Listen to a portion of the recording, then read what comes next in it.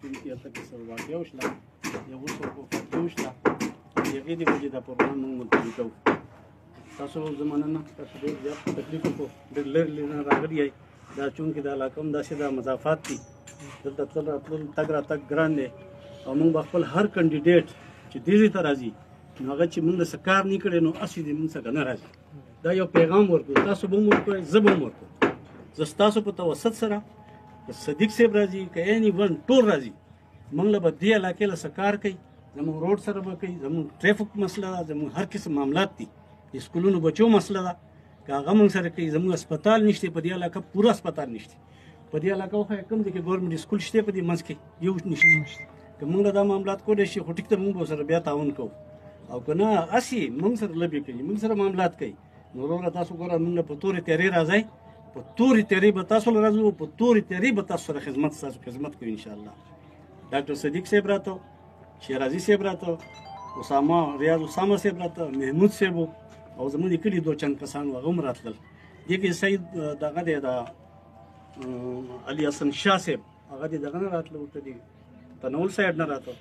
دا ډېر کسانو دا پروګرام یې ایښی و، خو چونکې څه واقعه وشوله هغې د وجې نه ګورې تاسو نه معذرت غواړم، تاسو له ما تکلیف راکړو او ایندله چې موږ کوم پروګرام کوو او به دې نه اخیسته کوو ښه مزدار پروګرام به کوو.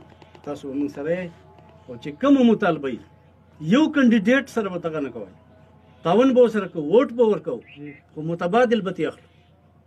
چې متبادل څه ذریعه ورسره نه وي یا موږ له څه کار نه شي کولی نو مړي ته جنازه کول د دونه موږ له ښه راځي، په جومات کې منځونه کول د دونه ښه منځونه موږ له راځي.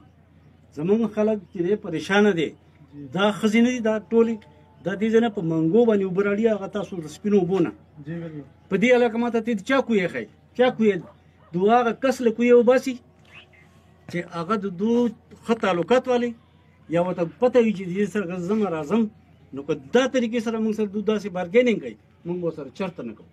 ټیک شو، په دې اتفاق دی. موږ له به زموږ دې علاقې له که پیکیج را کوي، که د ځان نه کوي، که د جماعت نه کوي، که د بل ځای نه کوي، که غلا باندې کوي، خو موږ دا پروګرام وکړي. زموږ دا خلک، زموږ دا ولس دا په پریشانۍ کې دي، دا زنانه چې دي خاص کر ما ته دې ځای نه وښیه چې کوم ځای کې د دې کوم کور کې کوم ځای کې اوبه دي، د هېچا په کور کې دې علاقه کې د واټر سکیم نشته، د بجلی سکیم دا موږ په زور راوستی دی، دا روډ چې دی دا موږ په خپله په بل معاملاتو کې راوستی دی، دا دوی خو کولی نشي. ایم پي غریب به څه وکړي، خو موږ دغه ایم پي ته خپل ریکویسټ کوو لکه چې دا نن دې وکړه، که دا مړی نه که تا ته په کلي کې مړی شوی خو تا به دا پروګرام اټینډ کړی دې وخت کې تا له دې مړو څه کار دی، تا خپل پروګرامونه اټینډ کوه.